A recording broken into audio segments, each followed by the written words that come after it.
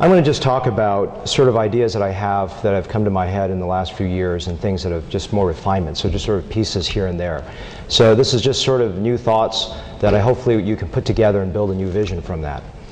I want you to take a look at this photo over a 20-year time gap. You can really see that it looks very much gravitational.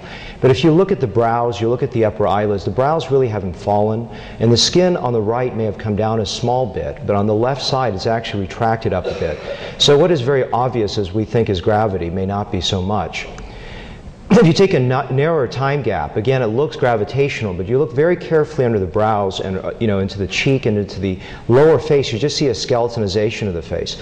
And so the skeletonization process is subtle over a small period of time and more dramatic over a longer period of time.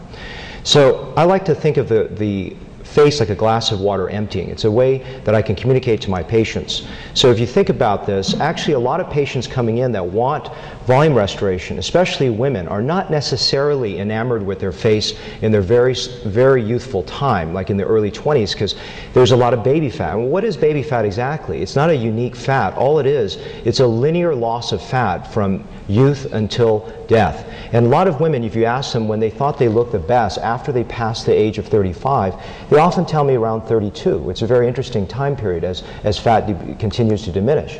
So using this model, I say that oftentimes we're too full in youth, and even if you want to fill it back to early 20s, they just look too full. They don't look early 20s, they just look too full. So an ideal may be somewhat a little bit older, and the yellow arrows show you how much fat to fat permanent. We're going to talk about that. It is, but there's going to be ongoing loss. So I like to sort of understand the big picture of just sort of seeing how we see aging. We've heard a little about this earlier, and this is my take on it. As youth, we see a circle. We almost immediately recognize a facial shape from a distance of 20 to 30 feet away. As we continue, we still have that circle maintained in the teenage years based on the idea of baby fat. It continues into the early 20s, and then as we move forward, there's a slight progression of just hollowing into the buccal zone, and that becomes more articulated as we get into the late 20s and into a period of time that I think a lot of women actually like, which is early to mid-30s if you ask them to bring their old photos in. As they proceed in time, there's a squaring off where the lower face begins to dominate, and that becomes further accentuated in the lower face where you start to see continued volume loss in the upper face. So as we get hollower and hollower, there's an inversion of the triangle. So a simple algorithm is just to look at this of saying, well, we're just wanting to try to reverse that triangle. One of them is, in my opinion, is trying to soften transition points and seeing the face more as an oval. And the thing I want you to sort of see is how people see themselves and how you see them is oftentimes from the frontal view, which to me is the most important one. So creating ovals and really establishing facial balance. What does that mean? This example is a woman, looks like she's had cheek implants. She just has very large cheeks, and so the goal here is to soften out the outer cheek by blending it into the front cheek and into the buccal area, and that allows the face to assume a more oval shape from the frontal view. This is a lady that has a relatively fuller buccal area, and I didn't put much in the buccal zone, but the chin and the central cheek area, of course, around the eye as well. She also had a conservative upper bleph, and she had plasma skin resurfacing. And you can see that it helps bring that into a better oval.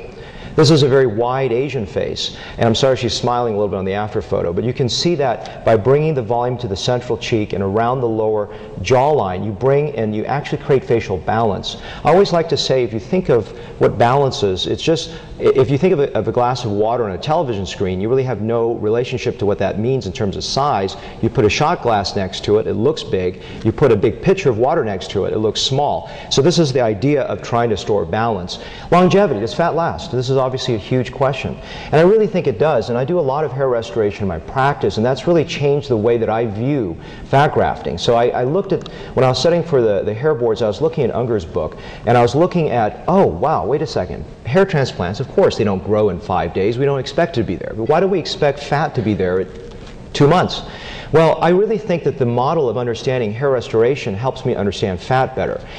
I see that that there's this neovascularization, and fat improves from 6 months to about 18 months, just like a hair transplant. So this is how I help patients understand our rocky relationship, I call it. Early on, too much swelling, and it reaches a point of very, very nice results about a month, but that's obviously artifactual because you're getting some swelling and stretching of the skin, and everything looks a little bit better. At 3 months, oftentimes there's a great temptation to do a touch-up. My opinion, this is the nadir when the fat cells may be crenating a little bit, but haven't really achieved that robust blood supply that occurs over time. Then obviously after 18 months to 2 years, there's a little bit of further aging that goes on. So this is sequential. I've got a couple cases to show this, but on my website I've got many more if you're interested in looking at it. This is a week out, puffy, bruised, and swollen. And at a month, maybe a little bit too full, but maybe not bad. At 3 months, this is an example of maybe not much of a dip. And if you see, maybe she's actually dipping a little bit longer out, about 6 months out. And this is what I like to show you is two extremes. A person that really didn't dip much and a person that dipped a lot. And so there's a variability at that 3-month level. As we go forward into the 11th month phase, you can all of a sudden see it start to pick up again, and you're wondering what's going on here. And it's just really just taking sequential photographs and following your patient carefully. And I think we're reaching an endpoint somewhere the 15 months to 2 year phase. This is a lady a little bit younger, 40, the last one was close to 50. If you see her here about a week, I put less fat, so there's less swelling, there's less bruising, and maybe that's sometimes why there's an earlier dip, and maybe that's why there's more of a pronounced dip. So at 3 months, you can see that this is not a remarkable photograph, but it's still, if you look at, I always say, if you had lunch with the lady on the right and the lady on the left, you wouldn't think they looked much different. But at about a year out, there's a nice fullness, there's a nice, the way that the light arcs across the face is better. This is very controlled photography in the same room, but there's more light.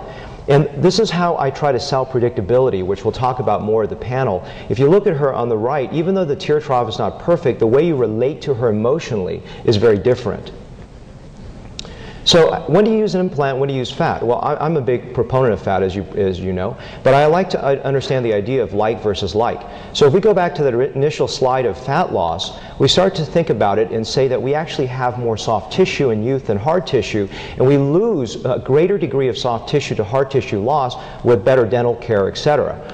So if we lose more soft tissue than hard tissue as we age, and we put an implant in, we actually create a smaller differential between the two, and I think there can be exposure of implants, particularly cheek implants, what I'm talking about. With aging, we go back to that model again, and if you use fat, you increase that differential, and it allows you to soften transition points.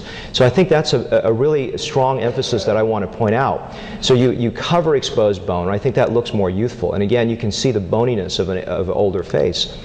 So facial transitions, basically I really believe implants in probably the wrong hands. Obviously you get someone like Dr. Torino who can do great work. There's no question he can get great results. For my hands, I see that implants actually accentuate transition points, and fat grafting decreases transition points. So I just want you to think about like replacing like. Here's an example of a gentleman, I think he just needs a chin implant and a little liposuction in the neck, and it's not a bad result.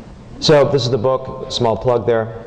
And I know it's late, but I got a hair restoration course next week I'm very proud of in St. Louis, if you can join me. If you have any questions, I'd be welcome to entertain them. This is my email. Thank you very much.